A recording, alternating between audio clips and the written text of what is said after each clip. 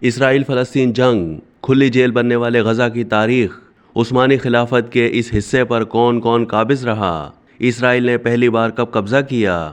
Hamas کے حملوں کے بعد غزہ پر اسرائیلی بمباری تیز ہو گئی اور ہزاروں ٹن بارود محصور غزہ پر گرا دیا گیا۔ اسرائیل کی جانب سے بجلی، پانی اور ایندھن بھی بند کر دیا گیا ہے، جس کے بعد سے غزہ میں انسانی بحران سر اٹھا رہا ہے۔ غزہ کی پٹی جسے کھلی جیل بنا دیا گیا ہے، غزہ دنیا کے گنجان ترین علاقوں میں سے ایک ہے۔ عرب میڈیا کی ایک رپورٹ کے مطابق غزہ کی آبادی 23 لاکھ ہے، جس میں سے 10 لاکھ بچے ہیں۔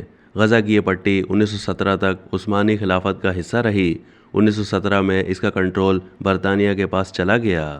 جب اسرائیل کا 1948 میں قیام عمل میں لایا گیا تو ہزاروں فلسطینی مہاجرین کو غزہ میں دھکیل دیا گیا۔ پھر اسی سال غزہ کی پٹی مصر کا حصہ بن گئی۔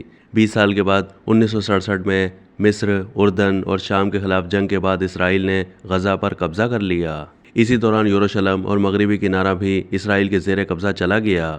فلسطینیوں کا ان تینوں علاقوں کے بارے میں موقف ہے کہ یہ ان کے مستقبل کی فلسطینی ریاست کا حصہ ہیں۔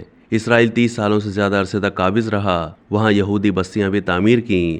1987 اور 1993 کے دوران غزہ میں فلسطینیوں کا انتفاضہ سامنے آیا اور پھر یہ مزاحمت غزہ اور مغربی کنارے میں پھیل گئی۔ 1990 کی دہائی میں اوسلو امن عمل شروع ہوا، جس کے نتیجے میں فلسطینی ریاست کا مطالبہ فلسطینی اتھارٹی کی صورت میں سامنے آیا۔ اسی معاہدے کے بعد غزہ اور مغربی کنارے کو بھی آزادی تو نہ ملی، البتہ جزوی سہولت مل گئی۔